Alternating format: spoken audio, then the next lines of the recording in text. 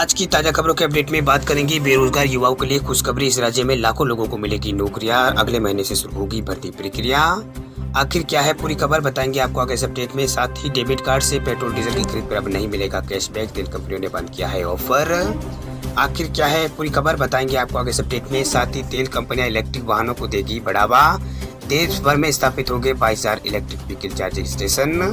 क्या है ये पूरी खबर बताएंगे आपको आगे इस अपडेट में। साथ ही ऑनलाइन पेमेंट करने वाले लोगों के लिए एक जरूर महत्वपूर्ण खबर निकल कर सामने बताएंगे आपको आगे इस अपडेट में। साथ ही देश में एक और चक्रवाती तूफान का खतरा मंडरा रहा है। इस खबर को भी जानेंगे पूरे विस्तार से। साथ ही रेल यात्रियों के लिए एक जरूर महत्वपूर्ण खबर निकल कर सामने बताएंगे आपको आगे इस अपडेट में। साथ ही कोरोना कर्फ्यू और लॉकडाउन से जुड़ी कुछ महत्वपूर्ण और बड़ी खबरें हैं, बताएंगे आपको एक एक करके इस अपडेट में। साथ ही आज की तमाम बड़ी और काम की खबरों की बात करेंगे इस अपडेट में। बात करते हैं आज की पहली बड़ी खबर की, तो डेबिट कार्ड से पेट्रोल डीजल की खरीद पर अब नहीं मिलेगा कैशबैक। तेल कंपनियों ने बंद किया है ऑफर।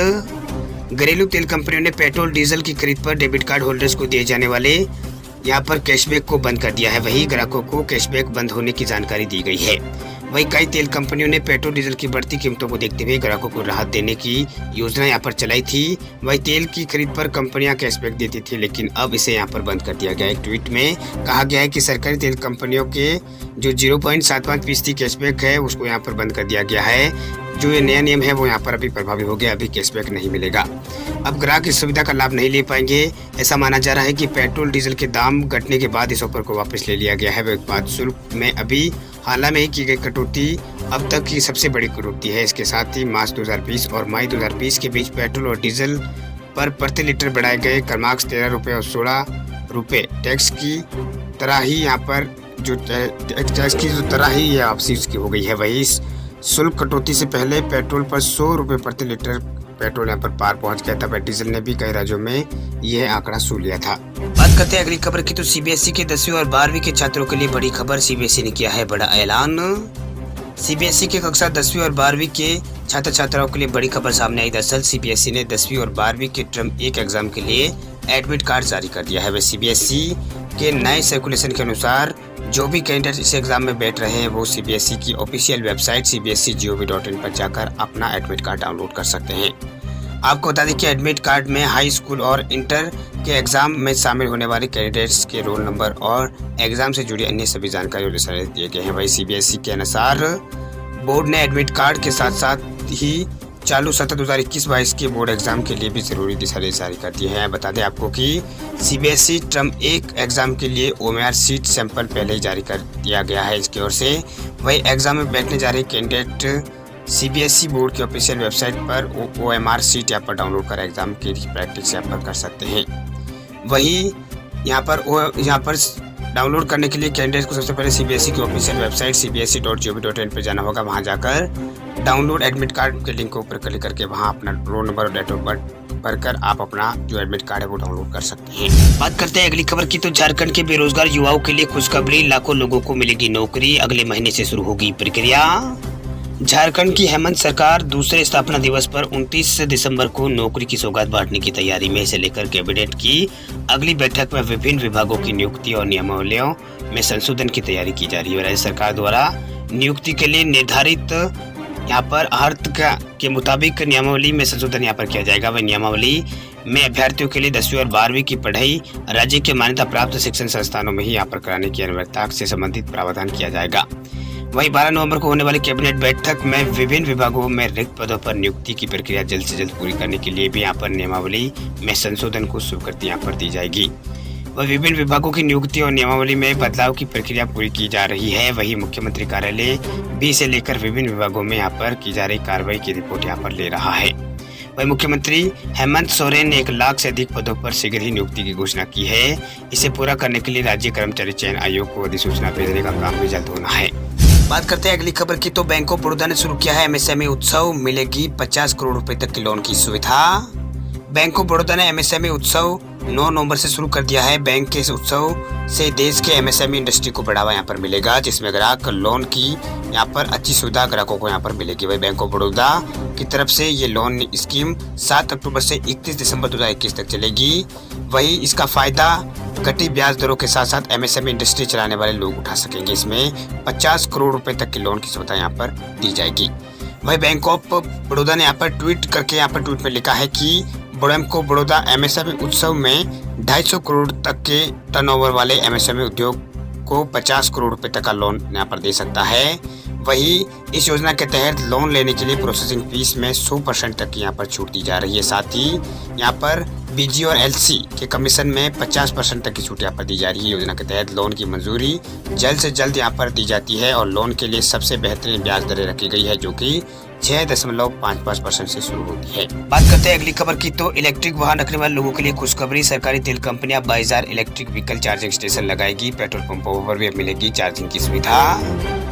आने वाले दिनों में सरकारी तेल कंपनियां के पेट्रोल पंप पर आप इलेक्ट्रिक व्हीकल को भी चार्ज कर सकेंगे। भाई इंडियन ऑयल कॉर्पोरेशन और पब्लिक सेक्टर की दो बड़ी कंपनियां यानी दूसरी पेट्रोलियम जो कंपनियां है एचपीसीएल, बीपीसीएल अगले 3 से 5 सालों के दौरान देश में लगभग 22,000 से अधिक इलेक्ट्रिक व्हीकल चार्जिंग स्टेशन लगाएगी। वही पीटीआई की खबर के मुताबिक इससे भारत के 2070 तक शुद्ध शून्य उत्सर्जन के टारगेट को हासिल करने में मदद मिलेगी। वही खबर के मुताबिक देश की सबसे बड़ी petroleum company Indian oil corporation के चेयरमैन ने कहा है कि हम अगले आने वाले 3 सालों में करीब 10,000 पेट्रोल पंपों पर इलेक्ट्रिक व्हीकल सुविधा यहाँ पर स्थापित करेंगे। भाई पेट्रोल मतलब दूसरी बड़ी कंपनी है भारत पेट्रोलियम कॉर्पोरेशन यानी बीपीसीएल ने भी अगले 5 सालों में 7,000 से अधिक यहाँ पर पेट्रोल पंपों पर इलेक्ट्रिक व्हीकल चार्जिंग लगाने की बात कही है। इसके अलावा हिंदुस्तान पेट्रोलियम कॉर्पोरेशन लिमिटेड यानी एचपीसीएल ने भी 5,000 चार्जिंग स्टेशन लगाने की योजना बनाई है। वही जलवायु परिवर्तन सम्मेलन में प्रधानमंत्री नरेंद्र मोदी ने साल 2070 तक भारत के नेट जीरो एमिशन के लक्ष्य को लक्ष्य को रेखांकित किया था। इसके अलावा भारत ने 2030 तक कम कार्बन उत्सर्जन वाली बिजली क्षमता को 50,000 मेगावाट करने का लक्ष्य रखा है। वही भारत का इसके जरिए कुल ऊर्जा की जरूरत का 50% पूरा करने का टारगेट है। इसके अलावा भारत ने अपनी अर्थव्यवस्था में कार्बन तीव्रता को भी यहाँ पर 45% घटाने का टारगेट लक्ष्य रखा है। बात करते हैं अगली खबर की, तो अक्टूबर में हुआ है रिकॉर्ड यूपीआई ट्रांजैक्शन, फोन पे ने मारी है फिर बाजी। डिजिटल इंडिया की राह मजबूत देश में होती जा रही है। वही भारतीय तेज रफ्तार से डिजिटल पेमेंट मोड है उसे अपना रहे हैं। इससे सारे कान के आंकड़े बयां यहाँ पर कर रहे हैं।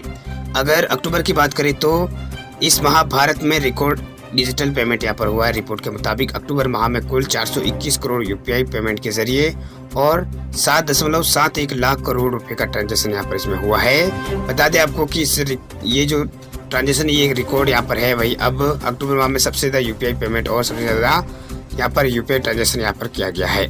अगर यूपीआई पेमेंट की बात करें तो इसमें फ़ोन पे पहले पायदान पर है। फ़ोन पे अक्टूबर माह में 193 करोड़ यूपीआई लेन देन फ़ोन पे के माध्यम से हुआ है, जो कि सितंबर में 165 से 19% यहाँ पर ज़्यादा है। वही सितंबर में जहाँ 3.06 लाख करोड़ रुपए का लेन देन हुआ, तो अक्टूबर में 3.65 लाख करोड़ रुपए का लेन देन फ़ोन पे के जरिए हुआ है। फ़ोन पे का कुल यूपीआई पेमेंट में यहाँ पर सबसे ज़्यादा 47% हिस्सेदारी यहाँ पर रही है।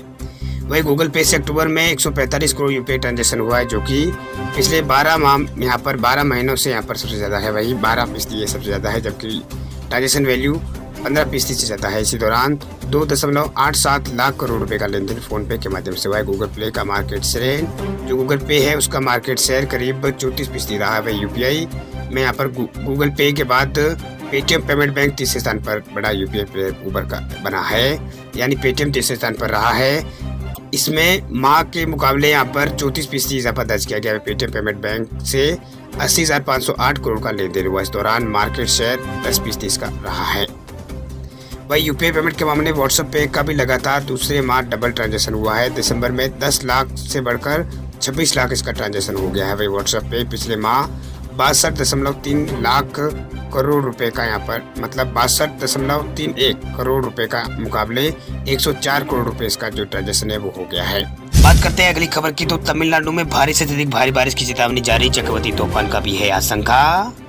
चेन्नई समेत तमिलनाडु के उत्तरी जिलों में लगातार हो रही भारी बारिश के बीच अब राज्य पर चक्रवाती तूफान का खतरा मंडराने लगा है। दरअसल बंगाल की खाड़ी के दक्षिणी पूर्व में लो प्रेशर बना हुआ है, जो कि अगले 24 घंटों में डिप्रेशन में बदल सकता है। इसके उत्तर की ओर पहुंचते ही यहाँ पर सेंट्रल तमिलनाडु समेत तटीय जिलों में और आंध्र प्रदेश के तटीय इलाकों में भारी बारिश और तेज हवा चल सकती है। वहीं रामेश्वर से बारिश यहाँ पर लगातार आज हो रही है। वही मौसम विभाग ने चेतावनी दी है कि उत्तरी पूर्वी मानसून की वजह से 14 नवंबर तक भारी बारिश यहाँ पर हो सकती है। वही मौसम विभाग ने अलर्ट जारी करते हुए कहा है कि आज पूरे तमिलनाडु में भारी से अधिक भारी बारिश होने की संभावना है। मछुआरों को 12 तारीख तक समुद्र में जाने की सलाह यहाँ पर दी गई है। वहीं तमिलनाडु में लगातार बारिश से पूरा जनजीवन यहाँ पर अस्त व्यस्त हो चुका है। कई इलाकों में लोगों को यहाँ पर बहुत परेशानी का सामना करना पड़ रहा है, लोग घरों में घुस गए हैं। वहीं मीडिया रिपोर्ट के मुताबिक राज्य में भारी बारिश के कारण अब तक 4 लोगों की मौत हो चुकी है। विभाग ने पूरे राज्य में ऑरेंज अलर्ट जारी किया है, वहीं कुछ इलाकों में रेड अलर्ट भी जारी किया गया है। वहीं चेन्नई, तिरुवल्लुवर और कोच्चिपुरम और चेंगलपेट और वल्लूर जिले समेत अन्य उत्तरी जिलों में ज्यादातर हिस्सों में यहाँ पर कल सुबह ही हल्की से मध्यम बारिश यहाँ पर हो रही थी। सबसे ज्यादा मौसम विभाग ने यहाँ पर कई इलाकों में आज भी बारिश की संभावना जताई है। वहीं मौसम विभाग ने 14 नवंबर तक नीलगिरी, कोयम्बटूर और डिंडीगोली और इसके अलावा यहाँ पर तेनकोसी और जो 14 जिले हैं जहाँ पर ऑरेंज अलर्ट यहाँ पर जारी कर दिया गया है। 14 जिलों के लिए ऑरेंज अलर्ट 14 नवंबर तक जारी कर दिया गया। विभाग ने कर्नाटक के लिए भी येलो अलर्ट जारी किया है। यहाँ के भी 13 जिलों में कल भारी बारिश की यहाँ पर होने के कारण कई जिलों में यहाँ पर भारी बारिश हुई है। वहीं कई इलाकों में जनजीवन प्रभावित हुआ है। वहीं विभाग के मुताबिक चक्रवाती दबाव के कारण भारी बारिश अब और हो सकती है।